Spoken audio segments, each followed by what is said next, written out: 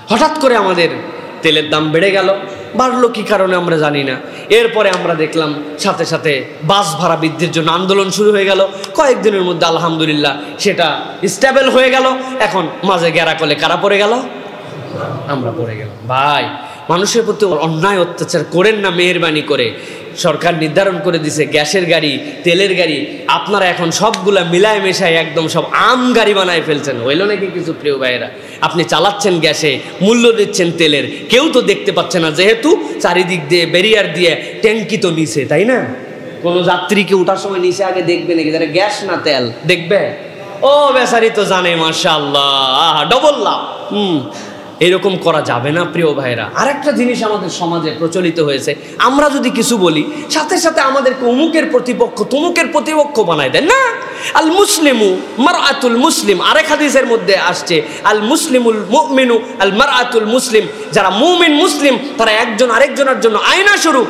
আপনার কোনো ভুল যদি হয় আপনাকে পজিটিভলি আপনাকে অধিকার দিতে হবে। আপনি বলেন ভাই আমি আমারটা খুঁজে পাচ্ছি না, উনারটা উনি, এই দুইটা মিলায় না একটা চমৎকার সমাজ বিনির্মাণ হবে। কিছু বললেই আপনি মনে করেন বিরোধিতা করা হচ্ছে, কিছু বললেই আপনার গায়ে সহ্য হয় না, তাইলে তো এটা আপনি প্রকৃত মুমিন মুসলমানও হতে পারেন না, ঠিক কি না? আলহামদুলিল্লাহ নাহমাদুহু ওয়া নাস্তাঈনুহু ওয়া নাস্তাগফিরুহু ওয়া নু'মিনু বিহি ওয়া নাতাওয়াক্কালু আলাইহি ওয়া নাউযু বিল্লাহি মিন শুরুরি আনফুসিনা ওয়া মিন সাইয়্যাতি আ'মালিনা। من يهد الله فلا مضل له ومن يضلله فلا هادي له وأشهد أن لا إله إلا الله وحده لا شريك له وأشهد أن سيدنا وحبيبنا وطبيب قلوبنا محمد الذي أرسل رسوله بالهدى ودين الحق ليظهره على الدين كله وكفى بالله شهيدا. فقد قال الله سبحانه وتعالى في كلامه المجيد وفي فرقان الحميد. أعوذ بالله من الشيطان الرجيم. بسم الله الرحمن الرحيم. ولقد كرمنا بني آدم وحملناهم في البر والبحر ورزقناهم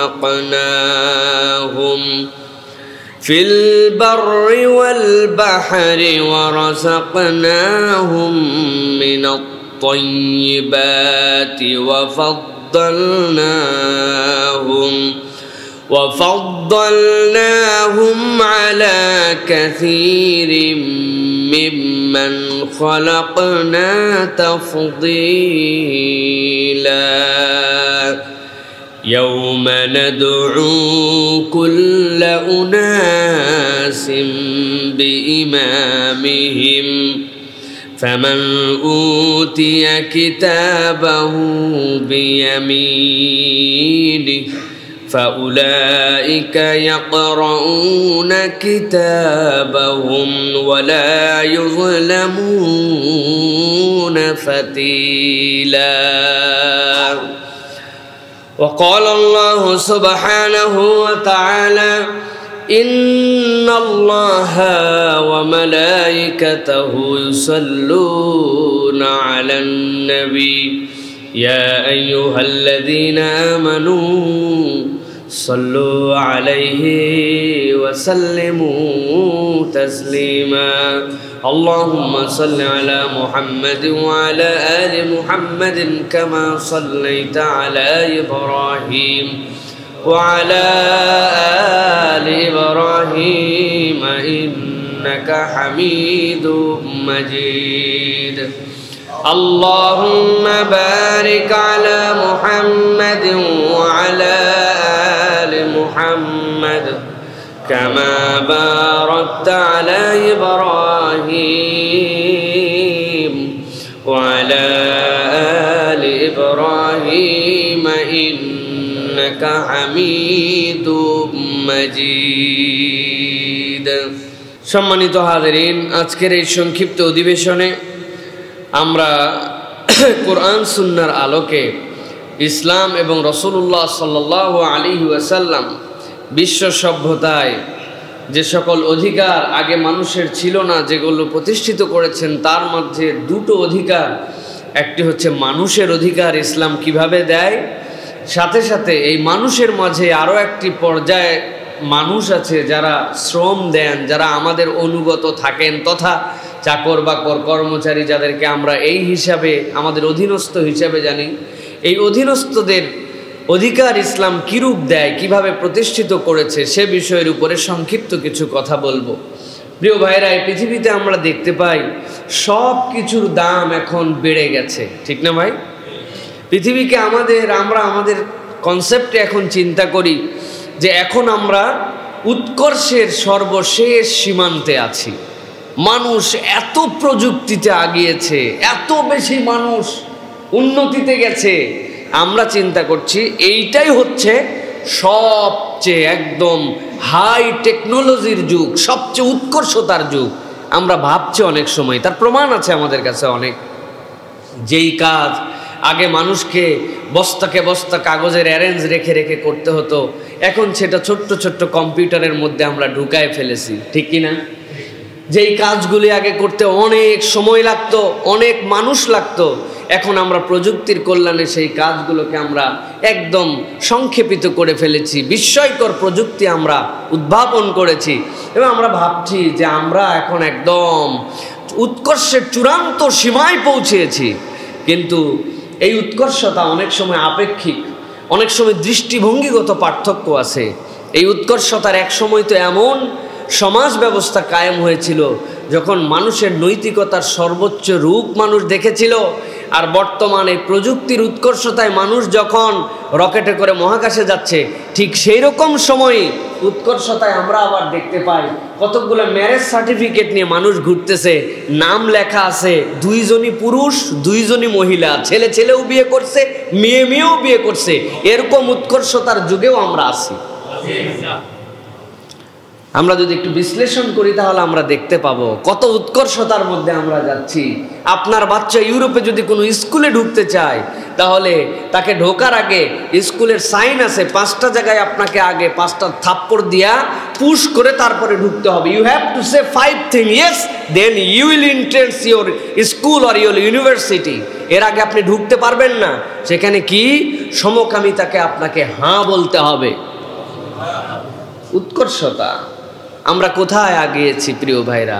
প্রিয় ভাইয়েরা, এই কথাগুলি এই জন্য বলছি যাতে একটু চিন্তার জগতে আমাদের একটু ধাক্কা লাগে যে আজকে পুরো পৃথিবীতে সব কিছুর আবার ঊর্ধ্বগতির দাম আমরা দেখতে পাচ্ছি, মহামূল্যবান সব কিছু। কেউ একটা ঘড়ি পরলেও বন্ধু যদি জিজ্ঞাসা করে ঘড়িটা তো সুন্দর রে, ও সুন্দর বলার সাথে সাথে বলে দাম কত জানিস নাকি? বলি না আমরা প্রিয় ভাই? পাঞ্জাবিটা সুন্দর তো, কোটিটা ভালো লাগছে তো কিনছি কোথার থেকে জানিস নাকি? মানে আমরা মূল্যমানে সব কিছুকে বাড়িয়ে ফেলেছি, কিন্তু হিসাব করলে দেখা যাবে মূল্যহীন এখন মানুষ আবার সবচেয়ে মূল্যহীন একটা জন্তুতে পরিণত হচ্ছে, ঠিক কিনা? মানুষের মূল্যহীন, মানুষের জীবনের মূল্য নাই, মানুষের মূল্য নাই। তার জামার মূল্য আছে, তার জামার মূল্য যদি না থাকে, তার ঘড়ির মূল্য যদি না থাকে, ওই ঘড়ি চুরি করে আর ওর জন্য মানুষকে হত্যা করে ফেলে। সিএনজি একটা ছিনতাই করে, তার ড্রাইভারকে মেরে ফেলে সিএনজি নিয়ে যায়। সিএনজির দাম 5 লাখ, ওই জীবনের দাম 5 পয়সাও নাই, ঠিক কিনা প্রিয় ভাইরা? অথচ ইসলাম কি করেছিল? ইসলাম মানুষের অধিকার প্রতিষ্ঠিত করেছিল, মানুষকে সবচেয়ে দামি বানিয়েছিল। তার পোশাককে নয়, তার পরিচ্ছদকে নয়, তার বাড়িকে নয়, তার গাড়িকে নয়, ইসলাম সবচেয়ে বেশি দামি বানিয়েছিল মানুষকে। অনেকের কনসেপ্টের মধ্যে আসে ইসলাম মনে হয় সবচেয়ে দামি বানিয়েছিল মুসলমানকে, ইমানদারকে, মুমিনকে। না, ইসলাম সবচেয়ে দামি বানিয়েছিল মানুষকে, হিউম্যানিটিকে, মানবতাকে ইসলাম সবচেয়ে বেশি উৎকর্ষ দিয়েছিল। প্রিয় ভাইয়েরা, এই উৎকর্ষ সাধন যিনি করেছিলেন তিনি হচ্ছেন মুহাম্মদুর রাসূলুল্লাহ সাল্লাল্লাহু আলাইহি ওয়াসাল্লাম। এ পারসন যিনি আনকম্পারেবল, যার সাথে কারো পৃথিবীর তুলনা হবে না, তুলনাহীন একজন মহামানব। পৃথিবীতে আপনি একজন ব্যক্তি যার সাথে কারো তুলনা দিতে পারবেন না। কেননা তুলনা দিতে পারবেন না? এটা যদি আমি বলি আপনি মানবেন না, আল্লাহ বললে আপনাকে মানতে হবে। আল্লাহ রাব্বুল আলামিন বলেছেন, ওয়া ইন্নাকা লাআলা খুলুকিন আযীম, আপনাকে আমি মহান চরিত্রের উপর অধিষ্ঠিত করেছি, এই সার্টিফিকেট আমি আল্লাহ দিলাম। আজিম বলা হয় ওইটাকে। আপনার এই মসজিদের পরিধি আপনি জানেন, উত্তর দক্ষিণ প্রশস্ততা এতটুকু, আপনার পূর্ব পশ্চিম এইটার দীর্ঘ এতটুকু, আপনি এটার মাপ জানেন। এই মাপ যতগুলি বিষয়ের জানা যায় সেইটা হচ্ছে আপনার জন্য অসীম নয়, সেটা সসীম। আর যেটার মাপ জানেন না, কেবল জানেন আল্লাহ, সেটা হচ্ছে অসীম। আল্লাহ বলছেন রসুলকে এমন চারিত্রিক গুণাবলীতে অধিষ্ঠিত করেছি দুনিয়ার মানুষ কোনো দিনও কুল কিনারা করতে পারবে না। এটা এত উন্নত, এত উন্নত, এত উন্নত। সেই রাসূলুল্লাহ সাল্লাল্লাহু আলাইহি সাল্লামের দাবি, সেই রাসূলুল্লাহ সাল্লাল্লাহু আলাইহি ওয়াসাল্লামের চাহিদা কিয়ামত পর্যন্ত মানুষের কাছে কখনো এক চুলো কমবে না। সুবহানাল্লাহ বিহামদিহি। পৃথিবীর প্রত্যেক মানুষের কালে কালে আসছে, তার ডিমান্ড ফুরিয়ে গেছে। একজন আর্কিমিডিস আসছিলেন, তিনি অনেক বড় কিছু আবিষ্কার করে গেছেন। আমরা এখন জেনে ফেলছি আর্কিমিডিসের ভালো লাগে না। বাতি আবিষ্কার করছিল একজন, ভালো লাগে না, তার ডিমান্ড শেষ হয়ে গেছে। স্মরণ করি, শ্রদ্ধা করি, বিস্ময়কর পৃথিবীর কাছে তারা জ্ঞান বিজ্ঞান দিয়েছেন, আমরা শ্রদ্ধা করি, কিন্তু ডিমান্ড ওই পর্যন্ত শেষ। কিন্তু যিনি মানুষকে মানুষের মর্যাদায় দিয়ে গেছেন, কেমনে মানুষের মূল্য কিয়ামত পর্যন্ত ঠিক থাকবে যে দিগদর্শন দিয়ে গেছেন, তিনি মুহাম্মদ সাল্লাল্লাহু আলাইহি সাল্লাম, তার দাবি মানুষের কাছ থেকে কিয়ামত পর্যন্ত ফুরাবে না। এই জন্য পৃথিবীতে কেবল ইমানদার নয়, বিশ্বাস যারা করবে, যারা সত্যকে অবলম্বন করে, সে যে ধর্মের মানুষই হোক, মুহাম্মদ সাল্লাল্লাহু আলাইহি সাল্লামকে সে স্বীকার করে নিতে বাধ্য হবে। তাছাড়া সত্য জ্ঞানে তিনি যে ঘাটতি রেখেছেন, অথবা তিনি যে কোনোভাবে বাইপাস করেছেন অথবা মিথ্যা বলেছেন, এটা প্রমাণিত হয়ে যাবে। এটা আমাদের কথা নয়, যুগে যুগে যত মহান ব্যক্তিরা আছে, তলে তলে হোক বা প্রকাশ্যে হোক, স্বীকার করে হোক বা না স্বীকার করে হোক, তিনি যদি একজন ভালো রাজনীতিবিদ হতে চেয়েছেন, তিনি যদি একজন ভালো লিডার হতে চেয়েছেন, তিনি যদি একজন স্বামী হতে চেয়েছেন, তিনি যদি একজন নানা হতে চেয়েছেন, তিনি যদি একজন ব্যবসায়ী হতে চেয়েছেন, তিনি যদি একজন আদর্শিক মানুষ হতে চেয়েছেন, দুনিয়ার বুকে শ্রেষ্ঠত্ব নিয়ে তিনি মর্যাদা নিয়ে ঘুরতে চেয়েছেন, স্বীকার করে হোক বা না করে হোক, মুহাম্মদুর রাসূলুল্লাহ সাল্লাল্লাহু আলাইহি ওয়াসাল্লামকে তাকে অনুসরণ করতেই হবে। এটা করতেই হবে তাকে, এটা আল্লাহর সিস্টেম। আল্লাহ এই সিস্টেম ঢুকাই দিয়েছেন, আপনি স্বীকার করেন বা না করেন কিচ্ছু যায় আসে না। আল্লাহ রাব্বুল আলামিন মানুষ সৃষ্টি করেছেন, মানুষের ফিতরাতে এটা ঢুকাই দিয়েছেন। প্রিয় ভাইয়েরা, এত ব্যাকগ্রাউন্ড দেওয়ার কারণ এইটা, রাসূলুল্লাহ সাল্লাল্লাহু আলাইহি ওয়াসাল্লাম মানুষকে মানুষের মর্যাদা দিয়েছিলেন। যেই সমাজে মানুষের মর্যাদা একসময় সেরকমই ছিল যেরকম আমাদের সমাজে এখন আছে, একসময় সেরকমই ছিল সেই সমাজে, সেইটাকে আল্লাহ রাব্বুল আলামিন দেওয়া দিক নির্দেশনা রাসূলুল্লাহ সাল্লাল্লাহু আলাইহি ওয়াসাল্লাম পরিবর্তন করেছেন। প্রিয় ভাইয়েরা, আল্লাহ রাব্বুল আলামিন রাসূলুল্লাহ সাল্লাল্লাহু আলাইহি ওয়াসাল্লামকে দিয়ে জানাচ্ছেন যে ইসলাম মানুষকে কতটুকু মানবীয় মর্যাদা দেয়। আল্লাহ রাব্বুল আলামিন সূরা বনী ইসরাঈল ৭০-৭১ নম্বর আয়াতের মধ্যে রব্বুল আমিন রাসূলুল্লাহ সাল্লাল্লাহু আলাইহি সাল্লামকে দিয়ে মানুষের মূল্যায়ন করছেন, সাধারণভাবে মানুষের দাম কত। আল্লাহ বলছেন, ওয়ালাকাদ কাররামনা বানি আদামা ওয়া হামালনাহুম ফিল বাররি ওয়াল বাহরি ওয়া রাযাকনাহুম মিনাত তাইয়্যিবাত। আল্লাহ রাব্বুল আমিন বলছেন, ওয়ালাকাদ কাররামনা বানি আদম, আদমের সন্তান হিসেবে দুনিয়াতে যারা এসেছে, আগে আমি ধর্মকে আইডেন্টিফাই করে দেই নাই। আল্লাহ রাব্বুল আমিন বলছেন, আদমের নসলে, আদমের পেটে যত মানুষরূপী মানুষ দুনিয়াতে এসেছে, আল্লাহ বলছেন প্রত্যেকটা মানুষকে অ্যাজ এ ম্যান হিসাবে, অ্যাজ এ হিউম্যান হিসাবে, মানুষ হিসাবে আমি রব্বুল আলামিন সম্মানিত করে সৃষ্টি করেছি। আল্লাহ রাব্বুল আমিন বলছেন, ওয়া হামালনাহুম ফিল বাররি ওয়াল বাহরি, আমি রব্বুল আমিন মানুষকে কেন শ্রেষ্ঠত্ব দিলাম?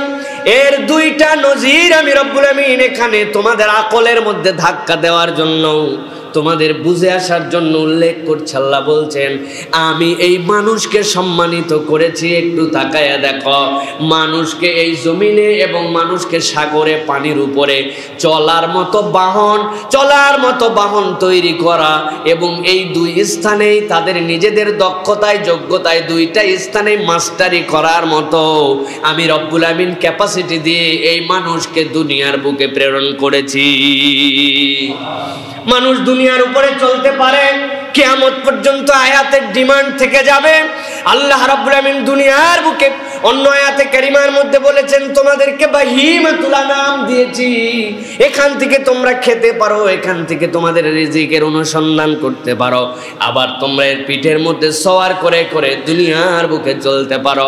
এখন হয়তো উটের ডিমান্ড কমে গেছে, কিন্তু মরুভূমির মধ্যে যেই মানুষগুলি চলাফেরা করে তারা জানেন একটা উট তাদেরকে দুধ দিতেও যেরকম পারদর্শী, প্রয়োজনে তার গোশও যেরকম খাওয়া যায়, আবার একটা উটকে বাহন হিসাবে আল্লাহ রাব্বুল আমিন কত অনন্য করেছেন। আল্লাহ রাব্বুল আমিন বলছেন মানুষকে তো আমি শ্রেষ্ঠত্ব দিয়ে রেখেছি, এই মানুষের শ্রেষ্ঠত্ব কিয়ামত পর্যন্ত, আর ওই মানুষকে সামান্য কিছু জ্ঞান দিয়েছি। আল্লাহ বলছেন উতীতুম মিনাল ইলমি ইল্লা কলিলা, অল্প কিছু জ্ঞান তাদেরকে দেওয়া হয়েছে, কিন্তু এই সম্মানিত মানুষের অল্প জ্ঞান এত বিস্ময়কর। ওই মানুষগুলি এমন যানবাহন আবিষ্কার করেছে যেই যানবাহনগুলা দুনিয়ার আর কেউ চড়তেও পারে না, ব্যবহারও করতে পারে না। ওই মানুষগুলা এই শূন্যের উপরে, এই পানির উপরে, এই মাটির উপরে এমনভাবে চলতে পারে, অন্য প্রাণীদের সাথে পার্থক্য দেখলে বান্দা তুমি নিজেই যদি একটু গভীরভাবে দেখো, তোমাকে আল্লাহ কত সম্মানিত করেছে। সুবহানাল্লাহ। দেখে দেখে চোখ সয়ে গেছে আমার অনুভূতির জগৎটাকে আমি অন্ধ বানিয়ে ফেলেছি। রব্বুল আমিন আমাকে কত মর্যাদা দিলেন, আমি চাইলে কি আল্লাহ রাব্বুল আমিন আমার দ্বারা করায় নেন। বান্দা যেন একটু অনুভব করে, এই জন্য আল্লাহ বলছেন আমি নিজে সার্টিফিকেট দিলাম, আমি বনি আদমকে সম্মানিত করে জল স্থলে চলার মতো তাকে যোগ্যতা দান করেছি। দ্বিতীয় আল্লাহ নিয়ামতের কথা স্মরণ করাচ্ছেন। আল্লাহ বলছেন ওয়ারাযাকনাহুম মিনাত তাইয়্যিবাত, আমি রব্বুল আমিন একমাত্র মানুষ বনি আদমকে পবিত্র খাদ্য থেকে রিজিক গ্রহণের মতো বন্দোবস্ত করেছি। সুবহানাল্লাহ। রাযাকনাহুম মিনাত তাইয়্যিবাত, এটার ব্যাখ্যা অনেক দীর্ঘ।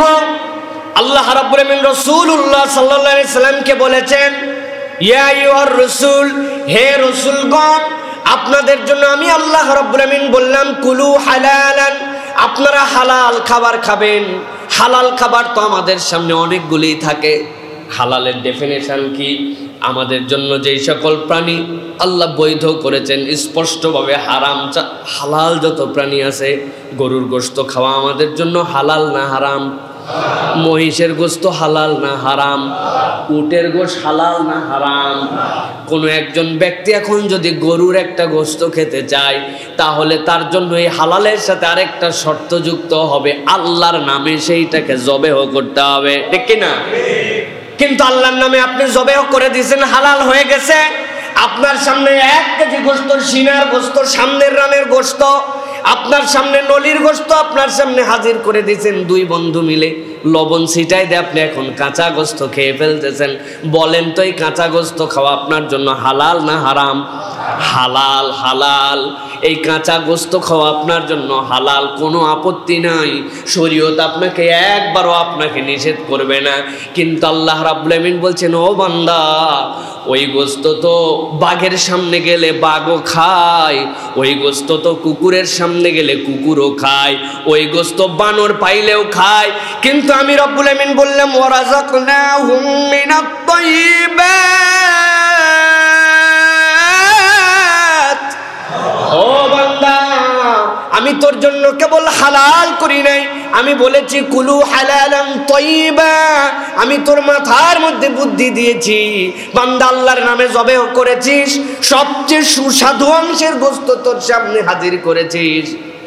কিন্তু বান্দা এমনি খাস না, এইটা একটু আগুনের মধ্যে ঝলসা এনে পাল্লের মধ্যে আমি রব্বুল আমিন তোরে যে খুঁজে খুঁজে অনুসন্ধানে চোখ দিয়েছিলাম, ওইখান থেকে একটুখানি এলাচ নিয়ে আয়, ওইখান থেকে একটু তেজপাতা নিয়ে আয়, ওইখান থেকে একটু মরিচ নিয়ে আয়, ওইখান থেকে একটু দারুচিনি নিয়ে আয়, ওইখান থেকে একটু মশলা নিয়ে আয়, রান্না কর, তেল দে মেশা, সবচেয়ে সুস্বাদু করে তার মধ্যেও যতগুলা খারাপ দিক ছিল সেইগুলাকে বের করে ফেল, উপকারী ব্যাকটেরিয়া থাকবে অনুপকারী গুলাকে আগুন দিয়ে ঝলসায় মেরে ফেল। এরপরে তোর সামনে যখন আসবে বান্দা তুই এইটা খা, এই বুদ্ধিটা, এই প্রসেসটা, এইটা করার মতো ক্ষমতাটা আমি রব্বুল আলামিন মানুষকে দান করেছি। আল্লাহ রাব্বুল আমিন এই আয়াতে কারিমার ব্যাখ্যায় আরো ব্যাখ্যা আছে, ওয়ারাযাকনাহুম মিনাত তাইয়্যিবাত, আমি রব্বুল আমিন তোমাকে রিজিক খাওয়ার মতো ব্যবস্থা করেছি। বনি আদমকে যে সম্মানিত করলাম, এই মানুষটা কেমন সম্মানিত আপনি যদি আপনার হাতের দিকে কেবলমাত্র তাকান, আল্লাহ বলছেন এই হাতটার দিকে তাকাও, আপনার কি খাবেন এখন? আপনি যদি রুটি খান, আল্লাহ বলছেন কি আশ্চর্য, একটু কখনো খেয়াল করেন নাই নখের প্রত্যেকটা ভাঁজ কত ইম্পর্টেন্ট। আপনার নখ তিনটা যদি সোজা হইতো আপনি কেমনে ধরতেন আর কেমনে ছাড়তেন, মুখের সামনে কেমনে নিতেন? আল্লাহ যেখানে যতটুকু ভাঁজ হতে হবে প্রত্যেকটা নখের ভাঁজ দিয়েছেন। নখের কাজ যখন শেষ হয়েছে, বান্দা এইটা কি তোর মুভ করা লাগবে কি না? আল্লাহ কবজির জায়গাটা মুভ করার ব্যবস্থা করেছেন। বান্দা তোর হাতের এইটুকু কতটুকু ভাঁজ হতে হবে, কোন জায়গায় যে শেষ হয়ে যাবে সেটাও আল্লাহ বুঝিয়েছেন। এই কবজিটা, এই কনুইটা যদি উল্টা দিক পর্যন্ত পুরা মুড়াইতো, তাইলে হয়তো বা দেখতে পাতি তোর হাড্ডির কোন অংশ ভেঙে নষ্ট হয়ে গেছে, এইটা তোর আর কাজ দেয় না। বান্দা তোর এই আর্মটা কোন জায়গায় লাগবে, আমি রব্বুল আমিন কতটুকু দেওয়া লাগবে সেইটা দিয়েছি। মানুষের শরীরের মাংসপেশি, গোস্তপেশি যেইগুলো আছে, সব গোস্তপেশির টিস্যুগুলো একরকম নয়। আল্লাহ এখানকার টিস্যুগুলার যে হার্ডনেস দিয়েছেন রব্বুল আমিন, গালের টিস্যুর হার্ডনেসটা এরকম দেন নাই। কোনখানকার টিস্যু কেমন লাগবে, কেমনে তোর কোষগুলাকে গঠন করতে হবে, আল্লাহ বলছেন একটা মানুষকে আমি এই রকম সুষম করে তৈরি করেছি, বান্দাকে দেওয়া রিজিক গুলা যেন বান্দা সবচেয়ে উত্তম ভাবে সে আহার করতে পারে। দাঁতের দিকে যদি আমি তাকাই, সামনের দুই দাঁতের যে ফাংশন আর এই দুই কর্তন দাঁতের ফাংশন আর মাড়ির দাঁতের ফাংশন একরকম নয়। আল্লাহ বলছেন প্রত্যেকটা জিনিস আমি রব্বুল আমিন একজন মানুষ হিসাবে, সাধারণ হিসাবে অন্য সবার থেকে আমি রব্বুল আমিন তোরে অনন্যতা দিয়ে সৃষ্টি করেছি। এই জন্য আল্লাহ বলছেন ওয়ালাকাদ কাররামনা বানি আদম, আদমের সন্তান হিসাবে তোর অন্তরে ভাব আসা উচিত, আল্লাহ রব্বুল আলামিন আমাকে বড়ই সম্মানিত করে সৃষ্টি করেছেন। আল্লাহ রাব্বুল আমিন এরপরে বলছেন ওয়াফাদ্দালনাহুম আলা কাসীরিম মিম্মান খলাকনা তাফদীলা। আল্লাহ বলছেন বান্দা তোর চোখগুলো একটু তাকায় দেখ, আমি রব্বুল আমিন কত প্রজাতি সৃষ্টি করেছি, কত ধরন সৃষ্টি করেছি, এর কোনো শেষ নাই। দুনিয়ার মানুষ মাঝে মাঝে ভুল করে বলে 17,000 মাখলুকাত। আশ্চর্য হয়ে যাবেন আপনারা, ডিসকভারি চ্যানেল দেখেন, বিভিন্ন ধরনের সায়েন্টিফিক যে সকল জার্নাল আছে, এই জার্নালগুলো আমাদেরকে বলছে অ্যান্ট মানে হচ্ছে পিঁপড়া। পৃথিবীতে এখন পর্যন্ত প্রায় 23,000 প্রজাতির কেবলমাত্র পিঁপড়া তারা গবেষণা করে বের করেছে। পিঁপড়ার জন্য যখন গবেষণা করে মাইক্রোস্কোপের নিচে নিয়ে গেছে, আশ্চর্য হয়ে দেখে পিঁপড়ার গাঠনিক রূপগুলা হচ্ছে এক একটা কাঁচের মতো, ছোট্ট থেকে ছোট্ট, ক্ষুদ্র থেকে ক্ষুদ্র, মাইক্রোস্কোপে এমন বড় করে দেখেছে পুরা পিঁপড়াগুলো এক একটা মাইক্রোস্কোপের মতো। আল্লাহ যেরকম কোরআনে বলেছেন যে এই পিঁপড়াগুলায় আঘাত করলে তারা চূর্ণ বিচূর্ণ হয়ে যায়। আচ্ছা, প্রাণী আবার চূর্ণ বিচূর্ণ কেমন করে হয়? কোষ আমাদের ছিঁড়ে যায়, কোষ আমাদের চূর্ণ বিচূর্ণ হওয়ার সুযোগ নাই, কোষ আমাদের মরে যায়।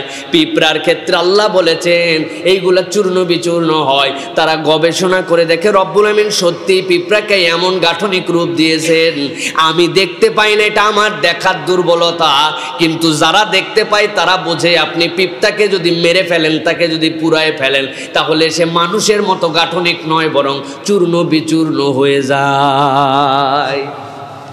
রব্বুল আলামিন বলছেন, বান্দা একটু খেয়াল কর, ওয়া ফাদ্দালনাহুম আলা কাসীরিম মিম্মান খলাকনা তাফদীলা।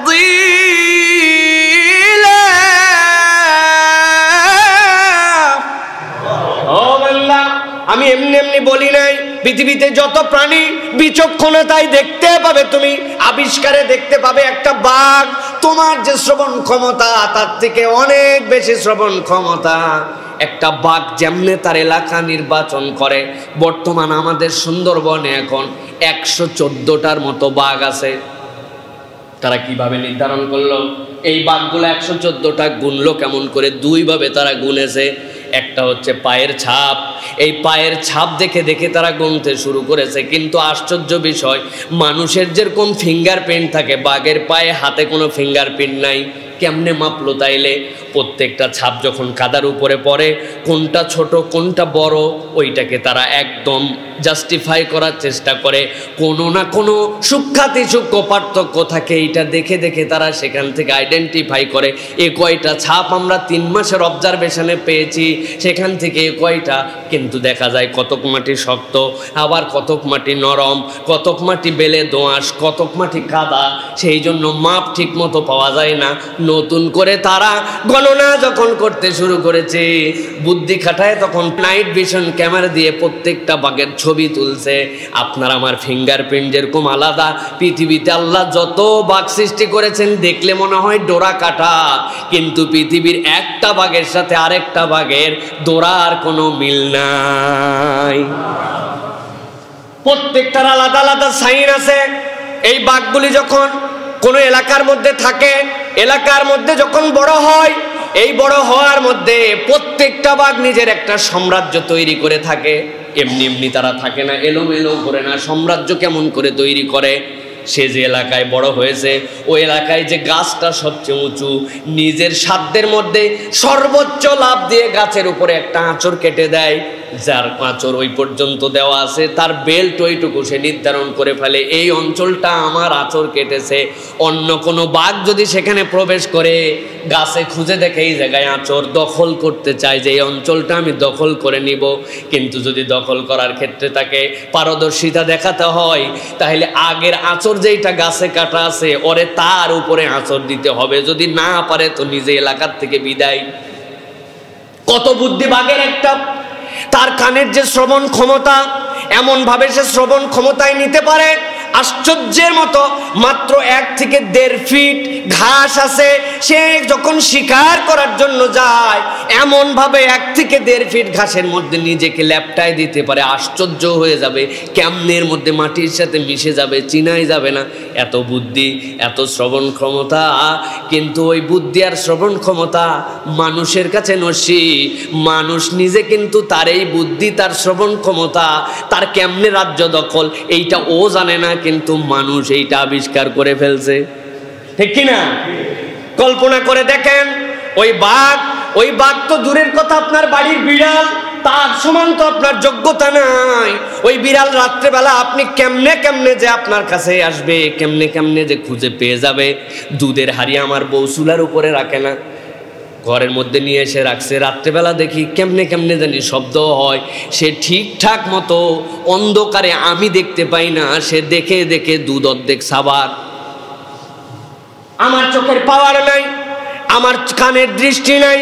মুরগির বাচ্চা হওয়ার পরের থেকে নিজের ঠোঁট দিয়ে খুদ খেতে পারে, হাঁসের বাচ্চা ভাসতে শুরু করতে পারে। মনে হয় এগুলো অনেক পাওয়ারফুল, কিন্তু আল্লাহ বলছেন না বান্দা, ওয়া ফাদ্দালনাহুম আলা কাসীরিম মিম্মান খালাকনা তাফদীলা। আমি বললাম মানুষের মর্যাদা আমি এমন বৃদ্ধি করেছি, যে আল্লাহ আমি সৃষ্টি করেছি সেই আল্লাহ বললাম অধিকাংশ আমার সৃষ্টির উপরে আমি এই মানুষকে মর্যাদাশীল করে দিয়েছি। সুবহানাল্লাহ। প্রিয় মুসলমান, ইসলাম এই মানুষের সম্মান দেয়। ইসলাম সবার আগেই জন্য এই মানবকে মানব হিসাবে বানাতে চায়। মানুষ তো গাঠনিক রূপ নিয়ে আল্লাহর সৃষ্টি হিসাবে শ্রেষ্ঠ, কিন্তু আল্লাহ বলছেন না না না, কেবল এইটুকুর শ্রেষ্ঠত্ব নয়, ওই মানুষের আভ্যন্তরীণ বাহ্যিক মিলায়ে আমি আল্লাহ রাব্বুল আলামিন ওই মানুষকে এমন সৃষ্টি বানাতে চাই, এমন মর্যাদা দিতে চাই, যেই মানুষটা দুনিয়ায় থাকা অবস্থাতে জান্নাতের হকদার যেন হয়ে যায়। সুবহানাল্লাহ। আল্লাহ রাব্বুল আলামিন বলছেন ইয়াউমা নাদউ কুল্লা উনাসিম বিইমামিহিম ফামান উতিয়া কিতাবাহু বিয়ামিনিহি ফাউলাইকা ইয়াকরাউনা কিতাবাহুম ওয়া লা ইউযলামুনা ফাতিলা। আল্লাহ রাব্বুল আলামিন বলছেন ও দুনিয়ার মানুষ, এই মানুষ যাদেরকে এত সম্মান দিলাম, যাদেরকে এত মর্যাদায় উচ্চশীল করলাম আমি আল্লাহ, তাদেরকে বলছি এবার ভালো করে বোঝো, অ্যাজ এ হিউম্যান বিং তোমাদের সকলের সম্মান আছে, কিন্তু মানুষ হিসাবে আবার কিন্তু আল্লাহর সামনে একদিন দাঁড়াতে হবে। এত যে সম্মান দিলাম, রিজিকের ক্ষেত্রে বুদ্ধি দিলাম, মাথার মধ্যে এত বেশি তোমাদেরকে জ্ঞান দিয়ে দিলাম, কিন্তু এই জ্ঞান, এই বুদ্ধি, এই বিবেক যদি আল্লাহর রাস্তায় না লাগে, আল্লাহর দেখানো পদ্ধতিতে যদি না চলে, তাইলে কিন্তু বিপদ আছে। আল্লাহ এই জন্য স্মরণ করায় দিচ্ছেন ইয়াউমা নাদউ কুল্লা উনাসিম বিইমামিহিম। এই দুনিয়ার জীবনের শেষের পরে একটা জীবন আসবে, ওই দিন কিন্তু তোমাদেরকে ইমামের নাম ধরে ধরে ডাকা হবে। মুফাসসিররা ব্যাখ্যা করছেন, মানুষকে যে ওই দিন ইমামের নাম ধরে ডাকা হবে, তিন ধরনের ব্যাখ্যা। এক ধরনের ব্যাখ্যা ইবনে কাসির রহমাতুল্লাহি আলাইহি বলেছেন, তিনি বলছেন এই ইমাম মানে হচ্ছে ওই দিন যাওয়ার পরে যে যে গোষ্ঠী যে যে গ্রন্থ পেয়েছিল আল্লাহর পক্ষ থেকে, তার নবী এসেছেন, রসুল এসেছেন, তার উপরে যে শরীয়ত দেওয়া ছিল, পরবর্তী শরীয়ত আসার আগ পর্যন্ত যে যে গ্রন্থের অনুসারী, আল্লাহ তাদেরকে সেভাবে ডাকবেন, ইনজিলওয়ালারা আসো, তাওরাতওয়ালারা কোথায় উঠো, জবুরওয়ালারা কোথায় ওঠো, কোরআনওয়ালারা কোথায় ওঠো। আল্লাহ রাব্বুল আলামিন যে সকল সহিফাও দিয়েছিলেন আমরা নাম জানি না, কিন্তু সেই সহিফা দিয়ে দিয়ে আল্লাহ রাব্বুল আলামিন ডাকবেন। কেন ডাকবেন? আল্লাহ রাব্বুল আলামিন তাওরাতের ভিতরে নিশ্চয় সেই সময়ের মানুষের কেমনে মানুষ হতে পারে, কেমনে তারা জমিনের বুকে আল্লাহর ইবাদত করতে পারে, কি হালাল কি হারাম তার সব বিধান ছিল না ভাই? আল্লাহ তাদেরকে ডাক দিবেন, ইনজিলওয়ালারা উঠো। ওঠার পরে দেখবে কিতাবের ফরম্যাট এই দেওয়া আছে, আর উনার আমল নামার সাথে ফরম্যাটে কোনো মিলতেছে না। তাইলে বুঝেন তো ওই দিন কি ধরা খাওয়া লাগবে না বাঁচা যাবে? আরে দুনিয়ায় তো সাধারণ বুঝেন, আপনার মোবাইলের চার্জার হচ্ছে 3 পিনের, 3 পিন দেখছেন, তিন ডান্ডাওয়ালা আপনার চার্জার। কারণ আপনার বাড়িতে আছে 2 সকেট, ঢুকবে তো না? কেন ঢুকবে না? আপনার নিজের টাকায় কেনা মোবাইল, আপনার নিজের চার্জার, নিজের কারেন্ট, ঢুকবে না মানে বললে হবে নাকি? ঢুকবে না, আপনার ফরম্যাট মিলে নাই। আল্লাহ রাব্বুল ইমামের দিকে ডাকবেন, ইমাম মানে এখানে উনারা বুঝিয়েছেন আল্লাহ রাব্বুল আলামিন কিতাবওয়ালাদেরকে উঠাবেন। কিতাব, তোমার কিতাবের মধ্যে কি বিধান ছিল? এই কোরআনওয়ালারা উঠো, কোরআনের মধ্যে লেখা আছে ওয়াহাল্লাল্লাহুল বাই'a ওয়া হাররামার রিবা কুনু মা'আস সাদিকিন, সত্যবাদীদের সাথে চলো, হারাম ব্যবসা করো না। আল্লাহ রাব্বুল আলামিন বলছেন সুদ খেও না, ব্যবসা করো, সব আছে। আপনাকে আল্লাহ ডেকে তুলছে, এখন ব্যবসায়ী সাহেব আল্লাহর কাছে সাক্ষাৎকারে আসছে, উনার আমল নামা পুরাটাই দেখা গেছে আগাছে গোড়া, উনার ব্যাংক ঋণ থেকে শুরু করে সব কিছু সুদের সাথে জড়িত। তখন 2 পিনের মধ্যে 3 পিন তো ঢুকবে। ভালো করে বুঝে নেন। আল্লাহ রাব্বুল আলামিন বলছেন, খুব আল্লাহ রাব্বুল আলামিন আগে খুশি করে দিয়েছেন বান্দাকে, বেটা তোরে আমি আদমের সন্তান হিসেবে সবচেয়ে মর্যাদাশীল বানাইছি, তোরা আমি খাওয়ার মতো যোগ্যতা দিছি, এক্সেপশনাল। আরে কি খাবি তুই, কত ধরনের খাবি, সুবহানাল্লাহ, তোরে আমি আইটেম দিয়ে দিছি। বান্দা যত সৃষ্টি তার মধ্যে সবচেয়ে মর্যাদাশীল বানাইছি, তবে জেনে রাখ এই মর্যাদা যেইগুলা দিলাম একদিন আমার কাছে উঠতে হবে, সেই দিন কিন্তু হিসাব আবার নিব। খাওয়ার যোগ্যতা দিছিলাম, ওই খাবার যোগ্যতায় তুমি কি খাইছিলে আর কি খাইছিলে এর হিসাব কিন্তু আমার কাছে দিতে হবে। দ্বিতীয় ব্যাখ্যায় মুফাসসিররা বলছেন আল্লাহ রাব্বুল আলামিন পয়গম্বরদেরকে নাম ধরে তাদের উম্মতকে ডাকাবে, ইব্রাহিমের উম্মত আসো, আল্লাহ এরকম করেও ডাকতে পারেন। আর 3 নম্বরে অধিকাংশ মুফাসসিরিনে কেরাম বলছেন কোরআনের অন্যান্য আয়াতে কারিমার আলোকে এই ইমাম মানে হচ্ছে প্রত্যেকের আমল নামা। প্রত্যেকের আমল নামা ধরে ধরে তাদেরকে ডাকা হবে। সূরা ইয়াসিনের 12 নম্বর আয়াতের মধ্যে আল্লাহ রাব্বুল আলামিন আবার সেটা সাক্ষ্যও দিয়েছেন। আল্লাহ বলছেন, ইন্না নাহনু নুহয়িল মাউতা ওয়া নাকতুবু মা কদ্দামু ওয়া আথারহুম ওয়া কুল্লা শাইইন আহসাইনাহু ফি ইমামিন মুবিন। আল্লাহ বলছেন, আমি নিশ্চয় মৃত থেকে জীবনকে সৃষ্টি করতে পারি। আমি রব্বুল আলামিন তোমার অগ্রে কি পাঠিয়েছো, পশ্চাতে আসারিহিম কি নিদর্শন রেখে আসছো, সব আমার কাছে হিসাব আছে। ওয়া কুল্লা শাইইন আহসাইনাহু ফি ইমামিন মুবিন, সুস্পষ্ট একটা কিতাবে সবগুলো লেখা আছে। সুবহানাল্লাহ। তাফসীরে তাবারির ভিতরে ব্যাখ্যার মধ্যে আসছে, আসারিহিমের ব্যাখ্যা তারা ব্যাখ্যা করেছেন যে যা অগ্রিম পাঠিয়েছো তো আছেই। আসারিহিম মানে কি? আসারিহিমের ব্যাখ্যা দুই ধরনের। তারা বলছেন আসার মানে হচ্ছে একটা ধাপ, আরেকটা আসার মানে হচ্ছে আপনি এমন কতকগুলা কাজ করে দুনিয়ার থেকে চলে গেছেন যেই কাজগুলো আপনি চলে যাওয়ার পরেও চলমান আছে। আপনি দুনিয়ায় থাকা অবস্থায় আপনি মানুষের জন্য কল্যাণকর কাজ করেছেন, আপনি একটা এতিমখানা বানিয়ে দিয়ে গেছেন, আপনি একটা মানুষের কল্যাণের জন্য সরাইখানা বানিয়ে দিয়ে গেছেন, আপনি মানুষ যেন এখান থেকে পাঠ গ্রহণ করতে পারে এরকম সুন্দর একটা মক্তব বানিয়ে দিয়ে চলে গেছেন, আপনি একটা মসজিদ বানিয়ে দিয়ে চলে গেছেন, আপনি কল্যাণকর কোনো একটা বড় ফ্যাক্টরি বানাইছেন যেখানে হাজার হাজার মানুষের কর্মসংস্থান হবে, তার আপনার হালাল ব্যবসার মধ্যে থেকে তারা তাদের সংসার চালাবে, আপনি এরকম ব্যবসার একটা পদ্ধতি বানিয়ে দিয়ে গেছেন। আসারিহিম, আল্লাহ বলছেন তুমি চলে গেছো কিন্তু তোমার আসারটা তারপরেও রয়ে গেছে। আল্লাহ এর যদি কল্যাণকর হয় সেটাও তোমার চলে যাওয়ার পরেও তোমার আমলনামায় কন্টিনিউ রাখবেন। ধাপ। আরেকটা হচ্ছে ধাপ, আপনি যে চলেছেন, আপনি দুনিয়ার জগতে কোথায় কোথায় আপনি চলেছেন, আপনার ফুটমার্ক আল্লাহর কাছে কন্টিনিউ রয়ে গেছে, কন্টিনিউ রয়ে গেছে। আল্লাহর কাছে আপনার ফুটমার্ক আছে, আল্লাহ রাব্বুল আলামিন সব হিসাব করে রাখছেন। আপনি কোথায় গেছেন সেই জায়গায় যাওয়াটাকে আপনার জন্য বৈধ ছিল কিনা, আপনি কোথায় গেছেন সেই জায়গায় যাওয়ার জন্য আপনার অবৈধ ছিল কিনা, আপনি কোথায় যাননি সেখানে যাওয়া আপনার উচিত ছিল কিনা। আল্লাহ রাসূল সাল্লাল্লাহু আলাইহি ওয়াসাল্লাম থেকে হাদিস আসছে এরকম, বনু সাদ যখন রাসূলুল্লাহ সাল্লাল্লাহু আলাইহি ওয়াসাল্লামের কাছে আসলো, আসার পরে বলি, ইয়া রাসূলুল্লাহ, আমরা মসজিদে নববীর কাছে একটু জমি কিনে ফেলছি, আমরা এই জায়গাতে বাড়ি বানাবো। কেন? বলে আমরা যাতে তাড়াতাড়ি করে মসজিদে আসতে পারি, আমরা একটু দূরে থাকি তো আমাদের একটু কষ্ট হয়। আল্লাহ রাসূল বললেন, তোমরা কাছে বাড়ি বানিও না, তোমরা যেখানে আসো সেখানেই থাকো, তোমরা যত ধাপ দিয়ে দিয়ে আসবে প্রত্যেক ধাপের কাউন্ট আল্লাহর কাছে থাকবে, এই ধাপে ধাপে সওয়াব আল্লাহ তোমাদেরকে দিয়ে দিবেন। প্রিয় ভাইরা, সুতরাং আল্লাহ রাব্বুল আলামিন বুঝাচ্ছেন যে প্রত্যেক মানুষকে তার ইমাম সহ, মানে হয় তার পয়গম্বর সহ, নচেত তার কিতাব সহ, আল্লাহ রাব্বুল আলামিন বলছেন নচেত তার যে কিতাব আমলনামা এইটা সহ আল্লাহ রাব্বুল আলামিন ওই দিন ডাক দিবেন। আল্লাহ রাব্বুল আলামিন বলছেন, ফামান উতিয়া কিতাবাহু বিয়ামিনি, ডাক দেওয়ার পরে যার আমলনামাটা ডান হাতে দিয়ে দেওয়া হবে, আল্লাহ বলছেন ফাউলাইকা ইয়াকরাউনা কিতাবাহুম, সাথে সাথে ওই মানুষগুলা তার কিতাব পড়তে শুরু করবে। ওই মানুষগুলা কি করেছে আর কি করি নাই সাথে সাথে ওই দিন হিসাব নিজেরাই নিতে শুরু করবে। মনে রাখবেন, কিয়ামতের ময়দানে কোনো উকিল থাকবে না, কোনো মুক্তার থাকবে না। দুনিয়ায় যেরকম আদালত কায়েম হয়, একজন বিচারক বসে আছে, একজন পক্ষে বলে একজন বিপক্ষে বলে, একজন সাক্ষী দেয়, একজন তার হয়ে ফেরেশতায় ডাক দেয়, এরকম কোনো সিস্টেম ওই দিন থাকবে না। প্রত্যেকের আমলনামা আসমানে উড়ায় দেওয়া হবে, হাতগুলো আল্লাহর পক্ষ থেকে উপর দিকে উঠে যাবে, প্রত্যেকের আমলনামা তার হাতের মধ্যে অটোমেটিক চলে আসবে।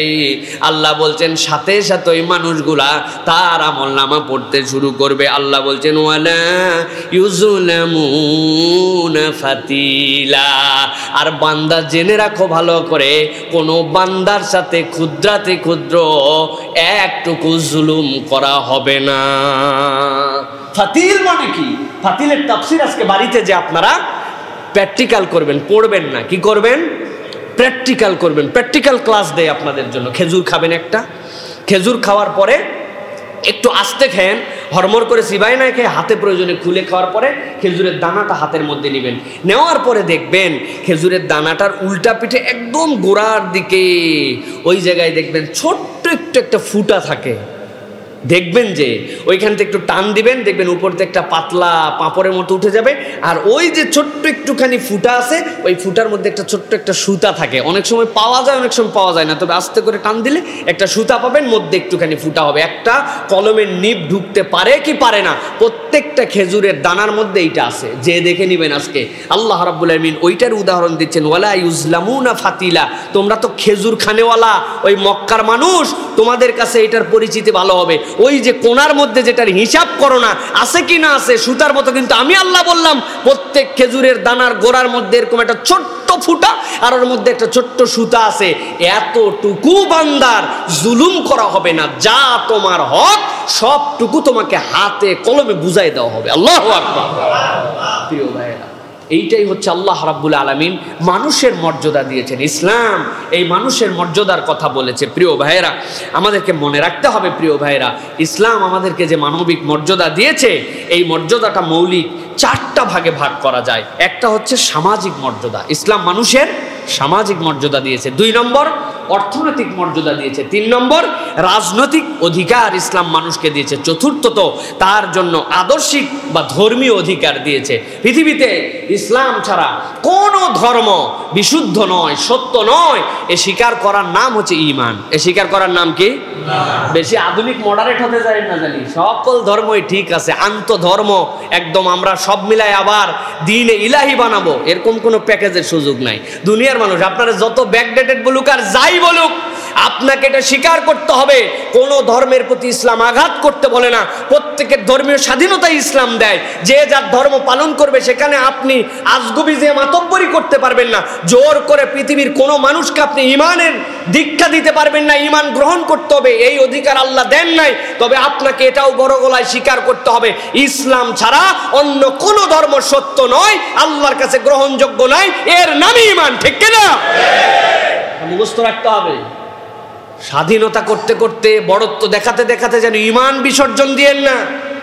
ইসলাম অপর ধর্মের স্বাধীনতা হরণ করে না। ইসলাম অপর ধর্মকে জোর করে তার ধর্মীয় অধিকার থেকে বঞ্চিত করে না।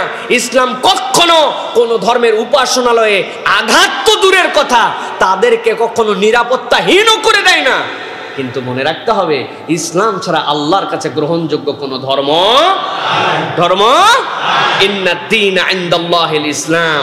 কেউ যদি মনে করে না আমাদের ধর্মও ঠিক আছে, ওইটাও ঠিক আছে, করুক, যারটা যে করবে, আল্লাহ যেটা কবুল করে যাওয়ার পরে ঈমান থাকবে, খবরদার এই কথা জানি না বলেন না। প্রিয় ভাইরা, ইসলাম আল্লাহর কাছে একমাত্র সত্য ধর্ম, কিন্তু মানুষকে ইসলাম ধর্মীয় স্বাধীনতা দিছে। এই স্বাধীনতা পৃথিবীর বাকিরা সব মুখে বাকওয়াস মারে, আর ইসলাম এটা প্রমাণ দিয়ে দেখিয়ে দিয়েছে। আমি আপনাদের কাছে এর আগেও বলেছি, স্পেন যখন মুসলমানরা অধিগ্রহণ করলো, কনস্টান্টিনোপল যখন মুসলমানরা বিজয় করলো, ভারতের 750 বছর যখন মুসলমানরা স্বাধীন ভারতের মধ্যে যখন তারা শাসন করলো, মুসলমানরা যদি চাইতো 3 মাসের মধ্যে পুরা পৃথিবীতে ইসলাম আর মুসলমান ছাড়া একজন মানুষও থাকবে না, এটা খুবই সম্ভব ছিল।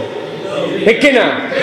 আমি 750 বছর এখানে শাসন করছি, দিল্লির মসনদে একের পর এক মুসলমান আসতেছে, বেটা তুমি এইখানে থেকে হিন্দুগিরি চালাবা, তুমি এখানে থেকে পৌত্তলিকগিরি চালাবা, মন্দির চালাবা, কিচ্ছু থাকবে না। পারতো কিনা? পারতো মানে কি, ম্যাসাকার করে দিতে পারতো। কিন্তু ইসলাম তো আদর্শ শিখায় নাই, ইসলাম আরো নিরাপত্তা দিছে। ভাই এটা আল্লাহর বিধান, আল্লাহর সাথে শিরিক হচ্ছে, এখান থেকে যদি তুমি বেঁচে থাকো, আল্লাহ দুনিয়া আখিরাতে তোমাকে কল্যাণ দিবে। হাজার বোঝানোর পরে বুঝে নাই, ঠিক আছে তুমি মানবা না তো না মানো, তাহলে তোমার ধর্মীয় স্বাধীনতা আছে, তোমার মন্দির কোনো মুসলমান ভাঙতে যাবে না, তোমার পুরোহিতের গায়ে কেউ হাত তুলতে যাবে না, তুমি তোমার মতো থাকো, আমরা আমাদের মতো আছি। এটা হচ্ছে বিউটি অফ ইসলাম। পৃথিবীতে এই নজির অন্যরা মুখে বলে, আর ইসলাম প্রমাণ করে দেখাইছে। ঠিক কিনা? যখন এই সকল ক্রুসেড হয়েছে, ক্রুসেডে বারবার জেরুজালেম, বাইতুল মুকাদ্দাস এই পক্ষের কাছে আসছে, আবার ওই পক্ষের কাছে আসছে। প্রিয় ভাইয়েরা, কিন্তু সালাউদ্দিন আইয়ুবী যখন এই ক্রুসেডারদের বিপক্ষে যুদ্ধ করে সর্বশেষ জিতেছেন, ওরা তো এর আগ পর্যন্ত লক্ষ লক্ষ মুসলমানদেরকে হত্যা করেছে, মুসলমানদেরকে এমনভাবে মেরেছিল ঘোড়ার হাঁটু পর্যন্ত রক্ত ভিজাই দিয়েছে। তারা নানান অজুহাত দিয়ে মুসলমানদেরকে হত্যা করেছে, ধর্মীয় উগ্রতা দেখায় মুসলমানদেরকে হত্যা করেছে, তাদের ধর্মের মিথ্যা উল্টা বাণীকে প্রচার করে বলছে, আরে মুসলমানদেরকে হত্যা করার জন্য তোমরা তলোয়ারের ধার নষ্ট করবে। No no no, you can do that. তুমি এটা করতে পারো না, তোমার সোর্ডের ধার নষ্ট করার কোনো দরকার নেই। কি করবে? মেক এ ডাম্প ফায়ার, একটা বড় অগ্নিকাণ্ড বানাও, এর মধ্যে মুসলমানদেরকে ফেলে দিয়ে তাদেরকে পুরায় মারো। যেই সকল প্রেগনেন্ট মহিলা আছে, তাদের ধর্মগ্রন্থের মধ্যে এগুলো আছে, প্রেগনেন্ট মহিলাদেরকে আগুনের মধ্যে দিও না, আগে ওয়ালের মধ্যে ধরে উল্টা করে বাড়ি দাও, পেটেরটা আগে বের হয়ে মরুক, তারপরে মহিলা মরুক। এইগুলা সব তাদের কিতাব থেকে নজির বের করে দেখানো যাবে। তারা এখন মুসলমানদেরকে শিক্ষা দেয় মানবতার শিক্ষা। তারা এখন মুসলমানদের ইসলাম ধর্মকে বলে উগ্রবাদী ধর্ম। উগ্রবাদী ধর্ম যদি থাকে, অন্যগুলা শান্তির ধর্ম থাকলে ইসলাম ছাড়া পৃথিবীতে কিচ্ছু নাই, ঠিক কিনা? এগুলো কথা বললে অনেকের সহ্য হয় না। প্রিয় ভাইয়েরা, ততটুকু লিবারেল হন যতটুকু আল্লাহ এবং তার রাসূল বলেছে, এর বেশি গেলে ইমানের থেকে বের হয়ে যাবেন। প্রিয় ভাইয়েরা, এই জন্য ইসলাম মানুষকে এই সকল অধিকার দিয়েছে, ইসলাম মানুষকে এই সকল স্বাধীনতা দিয়েছে, ইসলাম মানুষকে মানুষের জায়গায় আসীন করেছে। প্রিয় ভাইয়েরা, মানুষের মানবিক অধিকার রাসূলুল্লাহ সাল্লাল্লাহু আলাইহি ওয়াসাল্লাম দিয়েছেন। খুব সংক্ষেপে টানা টানা কতগুলো কথা বলে যায়, খেয়াল করেন। রাসূলুল্লাহ সাল্লাল্লাহু আলাইহি ওয়াসাল্লাম বলছেন, তার সর্বশেষ সবচেয়ে দামি মহামূল্যবান ভাষণ বুখারীর হাদিসের মধ্যে আসছে, 4406 নম্বর হাদিস। কে জানে না এই হাদিস? রাসূল বলছেন, ফাইন্না দিমাআকুম ওয়া আমওয়ালাকুম আলাইকুম হারামুন কাহুরমাতি ইয়াউমিকুম হাযা ফি শাহরিকুম হাযা ইলা ইয়াউমিন তালকাউনা রাব্বাকুম। আজকের থেকে মুসলমানদের ইজ্জত, মুসলমানদের রক্ত, মানুষের ইজ্জত, মানুষের রক্তকে হারাম করে দেওয়া হলো। কখনো অন্যায়ভাবে কেউ মানুষকে, মানুষের রক্ত, মানুষের অধিকার, মানুষের ইজ্জত লুণ্ঠন করতে পারবে না। আজকের দিন যেরকম পবিত্র, আজকের হারাম যেরকম পবিত্র, আজকের মাস যেরকম পবিত্র, রাসূলুল্লাহ সাল্লাল্লাহু আলাইহি ওয়াসাল্লাম সেই দিন দাঁড়ায় বলেছেন, আল্লাহর সামনে হাজির হওয়ার দিন যেরকম সত্য, এইরকম ভাবে মানুষের অধিকার আজকের থেকে দেওয়া হলো। কেউ কারো রক্ত, ইজ্জত আর লুণ্ঠন করতে পারবে না। সুবহানাল্লাহি ওয়া বিহামদিহি। কে বলেছেন এইটা? মুহাম্মদ সাল্লাল্লাহু আলাইহি ওয়াসাল্লাম। মুহাম্মদ সাল্লাল্লাহু আলাইহি ওয়াসাল্লাম। এই কথার পৃথিবীর কেউ বলার যোগ্যতা রাখে নাই। প্রিয় ভাইয়েরা, ইচ্ছা করলে কি করতে পারতেন সেদিন তিনি? আহা, একটা মানুষ 40 বছর বয়স পর্যন্ত যাকে সবাই আদর করলো, স্নেহ করলো, যার দোষ ত্রুটি খুঁজে পাইল না, যার বউয়ের সাথে গন্ডগোল হয়ে বউরে বিশ্বাস পায় না, তার কাছে পোটলা বেঁধে বেঁধে আমানত রেখে গেল, সেই মানুষটা হারামের চত্বরে মাথা নিচু করছে, আল্লাহর কাছে ভুঁড়ি চাপাই দিয়ে মেরে ফেলতে গেল। সেই মানুষটার সাথে যখন কেউ আসতো দেখা করতে, তাকে পাগল বলে বলে মানুষ তাড়ায় দিত। সেই মানুষটার প্রতি ঈমান আনার কারণে গায়ের চামড়া তুলে নিয়ে আগুনের মধ্যে পুড়ায় দিল, শুলির মধ্যে চড়ায় দিল। সেই মানুষটা এই মানুষকে ভালোবাসে, মানবতাকে ভালোবাসে, এই পূর্ণ ভূমিটাকে ভালোবাসে, তারপরেও তাকে সেখান থেকে রাতের অন্ধকারে তাড়ায় দিল। হত্যা করলে 100 উট ঘোষণা দিয়ে দিল, ধরেই ফেলছিল প্রায়। আল্লাহ রাব্বুল আলামিন বিশেষ কুদরতে তাকে যেখান থেকে ছড়ায় দিল। সেই মানুষ বুকের দুঃখ নিয়ে আবার আসছিলেন একটু উমরা করতে, উমরা করতে দিল না। হুদাইবিয়ার প্রান্তরে মাথা মুন্ডন করায়া, জামা খুলায়া, প্রাণী জবাই করে বিদায় করে দিল। ঘোষণা দিয়ে দিল, মদিনায় যদি কেউ যায় লগে লগে ফেরত দেওয়া লাগবে, আর মক্কায় যদি কেউ আসে কোনো ফেরত দেওয়া যাবে না, সাথে কোনো অস্ত্রপাতি আনা যাবে না, আনলেও কোষবদ্ধ করে রাখবে। সব শর্ত তার বিপক্ষে।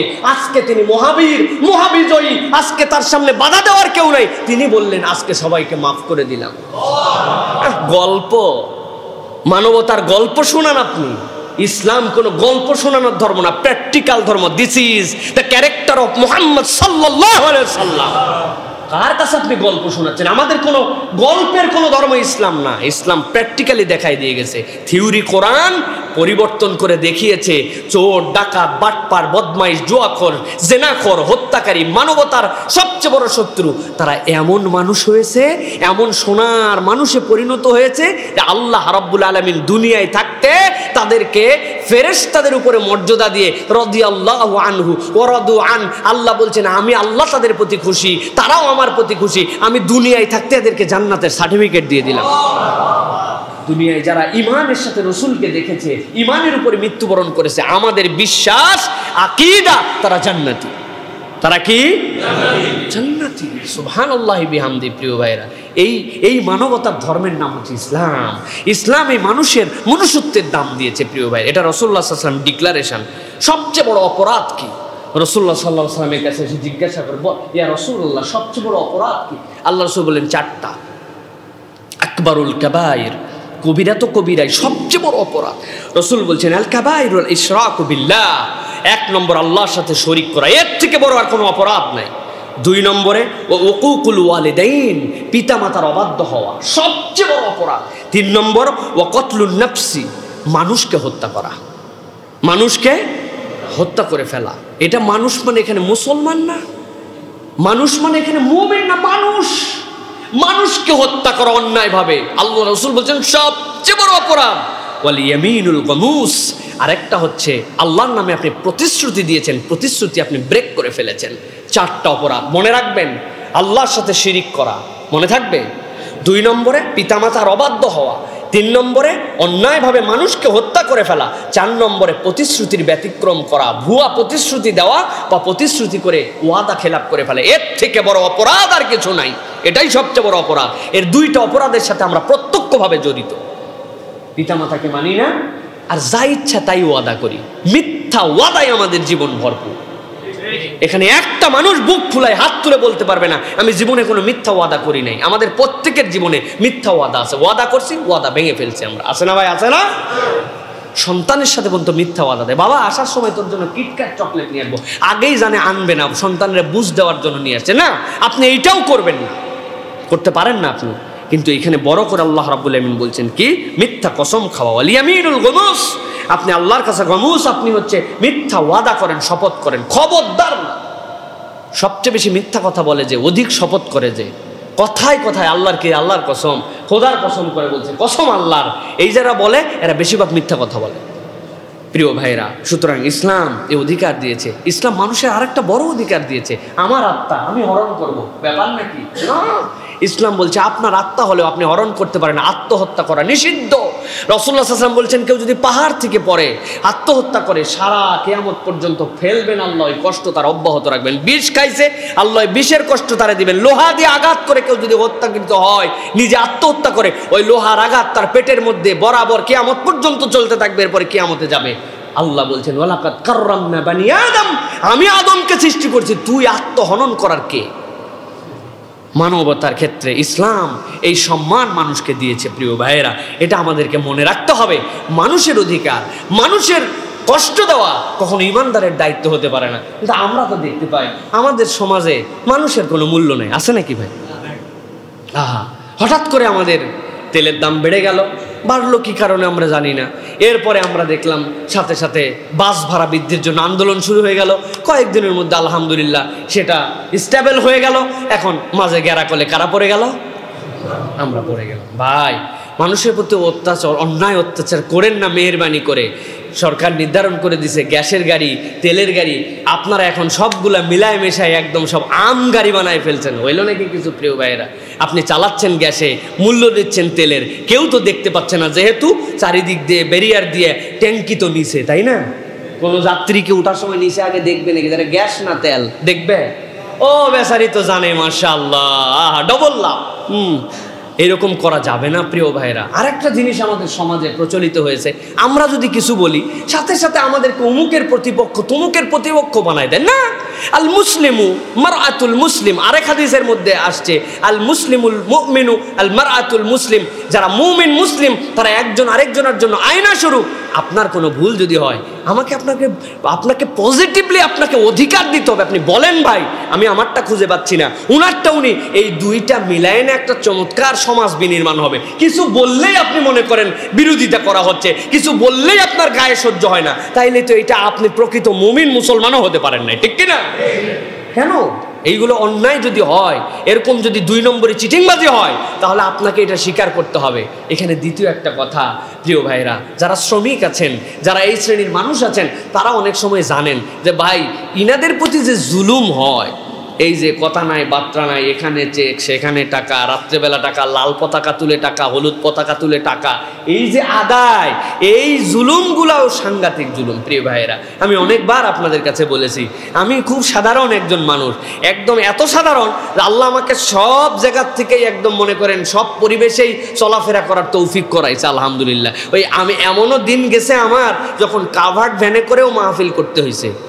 মাহফিলে গেছি, যাওয়ার পর আসার কোনো উপায় নাই, কাভার্ড ভ্যানে উঠে পড়ছি। সুবহানাল্লাহ, কাভার্ড ভ্যানে না উঠলে তো টের পাইতাম না যে রাস্তাঘাটে ট্রাক আলাদের প্রতি কি পরিমাণ অবিচার, অন্যায়, অত্যাচার এবং পুরা রাস্তায় জুলুম করা হয়।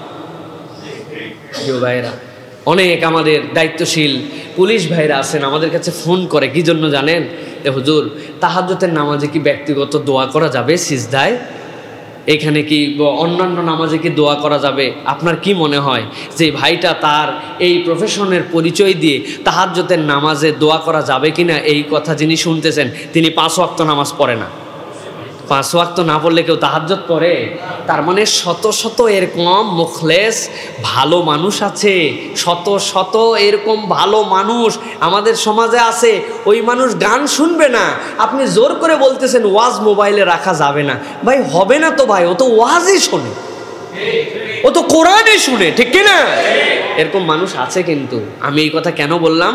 অধিকাংশ মানুষ ভালো, কিন্তু কিছু আমাদের দুষ্ট প্রকৃতির মানুষের কারণে অনেক বড় বড় বদনাম হয়। আমি সাথে আসতেছি, আশ্চর্য হয়ে দেখলাম, আরে 5 টাকা, 10 টাকা, 20 টাকা স্পটে স্পটে বেচারির কাছে টাকা নাই, পরে 10 টাকা অর্ধেক করছে, করে এই জায়গায় একবার, ওই জায়গায় একবার। জানেন আপনি? হায় হায় রে, টোল দিছে বিভিন্ন জায়গায়, টোলের কাগজ ফেলে না। আমি বললাম এইগুলো কি করতেছেন? এইগুলো লাগে হুজুর মাঝে মাঝে, এরকম করে হাতে হাতে মোসাফা হয়ে যায়, টোলের কাগজ দিয়ে গেছে। পরে বলছে হুজুর কিন্তু নাম্বারটা যদি দেখে রাখতে পারে পরের দিন আমার সেই চালাবে একবারে। প্রিয় ভাইয়েরা, এই যে অন্যায়, এটাও কিন্তু অন্যায়। আমরা খালি একচেটিয়া বলতেছি এই মূল্য বৃদ্ধি হয়ে গেছে এগুলো, তাদের প্রতিও যদি ওই অন্যায় হয় তাহলে এটাও কিন্তু একটা সমাজের মধ্যে বিপর্যয় ঘটাবে। এই জন্য আমরা বলবো যে মানুষের প্রতি যেন জুলুম না হয়। জুলুম বড় সাংঘাতিক জিনিস, জুলুম আপনার কাছে ব্যাক করে আসবে। জুলুম, অফিসের একজন বড় পদের অফিসার, মেজাজ খারাপ, কার সাথে মেজাজ খারাপ হয়েছে? এখন ম্যানেজারের উপর মেজাজ ঝাড়ছে, যা ইচ্ছা তাই, অল্প একটু বলাতে গরম। এখন ম্যানেজার জানে অন্যায় হচ্ছে, কিন্তু উপায় আছে? উনার মালিকের সাথে উনি বলতে পারে, উনি কি করবে? উনি কিছু না করে উনার রাগে তো ভিতরে গজ গজ গজ গজ। খানিকক্ষণ পর একটা কর্মচারীর সাথে দেখা হয়েছে, ম্যানেজার এবার কর্মচারীর আগের যা ছিল সব ঝাল মিটায় দিছে। এখন কর্মচারী চিন্তা করছে, হায় হায় রে, ম্যানেজার যে ভুল বলতেছে, এইটুকু অপরাধে এত বকার কথা না, আমি কি করব? কিছুই করার নাই। বেচারি কার উপরে রাগ যাবে? যাওয়ার সময় দারোয়ানের উপরে একবারে। দারোয়ান চিন্তা করছে, আমি তো সবার নিচে, আমি আবার কার উপরে এখানে রাগ ঝাড়বো? আমার তো কোনো উপায় নেই। উনি বাড়ি গেছে, বাড়ি যাইয়া বউয়ের উপরে এমন দেওয়া দিছে বউরে। বউ চিন্তা করছে, কি রে, আমার কোনো অপরাধী নেই, এত চেতামেতা। এখন বউ তো যাই হোক স্বামীর উপর তার বাড়াবাড়ি করতে পারে না। বউ এখন কি করবে? বাচ্চা ছিল পাশে, বাচ্চার উপরে যাইয়া মনে করে বেটা পড়ালেখা নাই, কিচ্ছু নাই, উঠানি পাতানি মায়ের দিয়ে ওই রাগ ঝাইরে দিছে। এখন বাচ্চা চিন্তা করছে, আমি কি মায়ের উপর হাত তুলতে পারি? কাইন্দে কাইটে রাগে বাইরে গেছে, যাই হাতের সামনে একটা ইটা পাইছে, সামনে একটা কুত্তা পাইছে, ইটা তুলে কুত্তারে দিছে। কুত্তা গাউ গাউ করতে করতে দৌড়ায় যায়, দিছে একজন রে কামড়। কারে কামড় দিছে জানেন? ওই যে মালিক সাহেব রে। ওইটা যাচ্ছিল কুত্তা, রাস্তায় কারো পায় নাই, ওরে দিছে বসান। প্রিয় ভাইরা, এটা যদিও গল্প, কিন্তু বিশ্বাস করেন, আমরা যদি মানুষের প্রতি জুলুম করি, এই জুলুম ঘুরে ফিরে আমাদের উপর আসবে। এটা বিশ্বাস করেন তো? আসবে ভাই। আল্লাহ রাব্বুল আলামিনের কথা, আমার কথা নাই। আল্লাহ রাব্বুল আলামিন কি বলেছেন? আল্লাহ রাব্বুল আলামিন বলছেন, ওয়ালা ইউজলামুনা ফাতিলা। তোমাদেরকে এক চুল পরিমাণ তোমাদের জন্য জুলুম করা হবে না, হিসাব করায় গন্ডায় বুঝাই দেওয়া হবে। দুনিয়ায় হয়তো আপনার হিসাব নাও মিলতে পারে, কিয়ামতের দিন কি পার পার উপায় আছে? প্রিয় ভাইরা, এই জন্য কখনো আমার দ্বারা, আমার প্রশাসনের দ্বারা কারো প্রতি যেন জুলুম না হয়, এটা আপনাকে ইনশিওর করতে হবে। আপনি 100% আদালত কায়েম করতে না পারেন, কিন্তু আপনি যেন জুলুম না করেন। প্রিয় ভাইয়েরা, আল্লাহ আমাদেরকে হেফাজত করবেন, আল্লাহুম্মা আমিন। লাস্ট 2-3 মিনিটের মধ্যে একটা প্রসঙ্গ বলে শেষ করব প্রিয় ভাইয়েরা।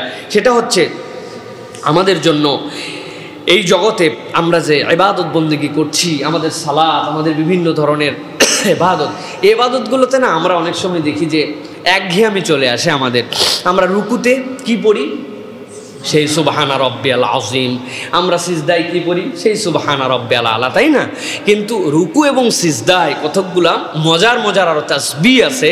আমি আপনাদের কাছে সংক্ষিপ্ত সময়ে সেই বিষয়গুলো একটু জানাতে চাই। রুকুর এমনি যে তাসবিহ সেটাকে সুবহানা রব্বিয়াল আযীম। আল্লাহর কাছে আপনি কখন সুবহানা রব্বিয়াল আযীম বলছেন? যখন আপনি দাঁড়িয়েছিলেন, আল্লাহর কাছে সাধ্যের মধ্যে প্রমাণ করার চেষ্টা করেছেন যে পৃথিবীর সবচেয়ে ব্যতিক্রম সৃষ্টি আমি আল্লাহ, তুমি আমাকে একমাত্র দুই পায়ে দাঁড় করার ক্ষমতা দিয়েছ, আর কারো নাই। পৃথিবীতে অনেক কোটি কোটি প্রাণী আছে যারা রুকুতে আছে। আল্লাহ, আমি এতক্ষণ দাঁড়ায় দাঁড়ায় আলহামদু পড়েছি, সানা পড়েছি, সূরা মিলিয়েছি, কিন্তু আমি আরো মাথাটা নিচু করে পৃথিবীর সব ওই রুকুকারী প্রাণীদের মতো মাথা যখন নিচু করছি, তখন বলছে সুবহানা রব্বিয়াল আযীম, মহাপবিত্রতা আমার আজিম রবের। সুবহানাল্লাহ বিহাম। আল্লাহ রাসূল সাল্লাল্লাহু আলাইহি সাল্লাম বলছেন, আয়েশা রাদিয়াল্লাহু তাআলা আনহা থেকে বর্ণনা এসেছে, তিনি বলছেন রাসূলুল্লাহ সাল্লাল্লাহু আলাইহি সাল্লাম রুকুতে যে আরো দু তিনটি দোয়া পড়তেন, তার মধ্যে একটি ছিল সুবহানাকা আল্লাহুম্মা রব্বানা ওয়া বিহামদিকা আল্লাহুম্মা গফিরলি। রাসূলুল্লাহ সাল্লাল্লাহু আলাইহি সাল্লাম রুকু সিজদা উভয় জায়গাতে হাদিসের মধ্যে আসছে পড়তেন। কি পড়তেন? সুবহানাকা আল্লাহুম্মা, বলেন রব্বানা ওয়া বিহামদিকা আল্লাহুম্মা গফিরলি। সুবহানাকা মানে কি? সুবহানাকা আল্লাহুম্মা রব্বানা, হে আমার ত্রুটিমুক্ত মহান রব। সুবহানাল্লাহ, কি বলছেন আপনি? আল্লাহ, আপনি তো ত্রুটিমুক্ত। এরপরে আপনি কি বলছেন? ওয়া বিহামদিকা, সব প্রশংসা তো আপনার আল্লাহ। এরপরে বলছেন আল্লাহুম্মা গফিরলি, আল্লাহ তুমি মহান, তুমি ত্রুটিমুক্ত, তোমার এই সুবহান রবের কাছে বলছি তুমি আমাকে মাফ করে দাও। এই দোয়াটা শেখার চেষ্টা করবেন। খালি সুবহানা রাব্বিল আযীম, সুবহানা রাব্বিল আযীম, সুবহানা রাব্বিল আযীম এরকম করে পড়লে মন থাকবে না, এরকম করে এইটা পড়ার চেষ্টা করবেন। আরেকটা দোয়া রাসূলুল্লাহ সাল্লাল্লাহু আলাইহি ওয়াসাল্লাম পড়তেন, সুবহুন কুদ্দুসুন রব্বুল মালাইকাতি ওয়ার রূহ। আল্লাহু আকবার, কি মজার দোয়া! এটাও মাঝে মাঝে পড়বেন, সুবহুন কুদ্দুসুন রব্বুল মালাইকাতি ওয়ার রূহ। রূহ মানে এখানে জিবরাইল, ফেরেশতা এবং জিবরাইলের রব। আমি আপনার মহানত্ব বরত্ব ঘোষণা করছি। এইটা রুকু সিজদার মধ্যে পড়ার চেষ্টা করবেন।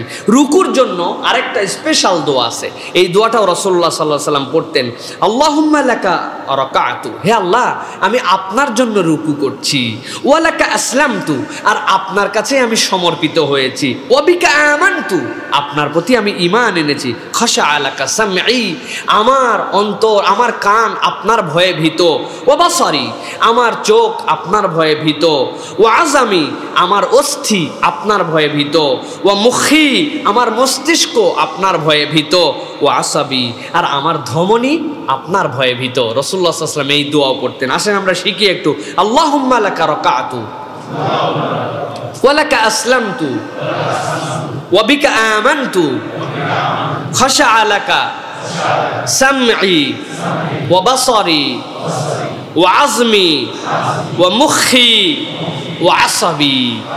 চেষ্টা করবেন ইনশাআল্লাহ। যারা ইউটিউবাররা আছেন ওরা সুন্দর করে এটা শুনবে, শুনে শুনে পাশে পাশে অনুবাদ দিয়ে ছোট্ট ছোট্ট করে ভিডিও বানাই দেবে ইনশাআল্লাহ, আপনারা যেন এগুলো মুখস্থ করতে পারেন। আরেকটা জিনিস, আরেকটা দোয়া আজকে আমরা শিখবো ইনশাআল্লাহ।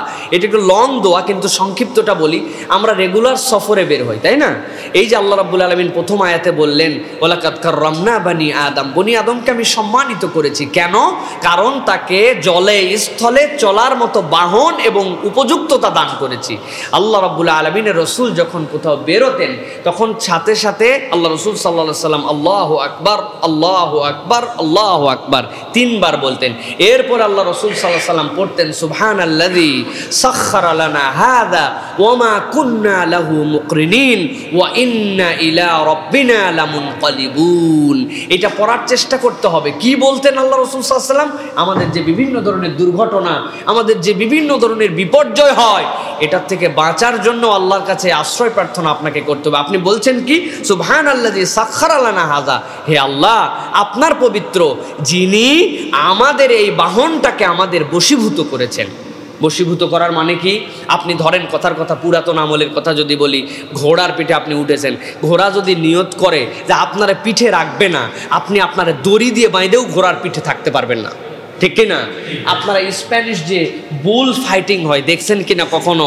এক একটা দরজা এরকম করে খুলে দেয়, কে কতক্ষণ থাকতে পারে, কেউ 26 সেকেন্ড থেকে মহা চ্যাম্পিয়ন।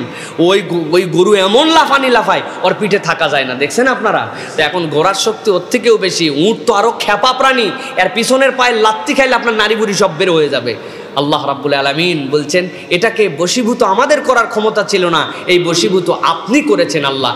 এটা ওল্ড কনসেপ্ট। নিউ কনসেপ্টে কি? আপনার যে ইঞ্জিন, আপনি যে গাড়িতে চেপেছেন, এগুলার কোনোটাই কি এই রূপে ছিল?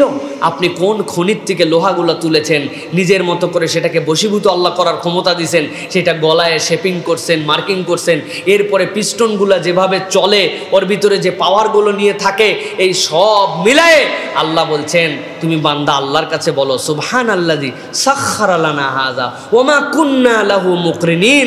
আর আল্লাহ এইগুলা আপনি যদি নির্দেশ না দিতেন, এটা আমাদের অধিভুক্ত থাকা কোনোভাবেই সম্ভব না।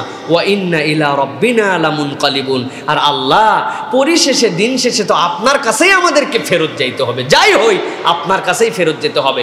এই দোয়া, আপনার যানবাহনে চড়া, আপনার বাহিরে বের হওয়া, এই দোয়াটা আমাদেরকে রেগুলার করতে হবে। বিসমিল্লাহি তাওয়াক্কালতু আলাল্লাহ, এরপরে আল্লাহু আকবার, আল্লাহু আকবার, আল্লাহু আকবার, তারপরে কি পড়বেন? সুবহানাল্লাযী সাখখারা লানা হাযা ওয়া মা কুন্না লাহু মুকরিনিন ওয়া ইন্না ইলা রাব্বিনা লামুনকালিবুন।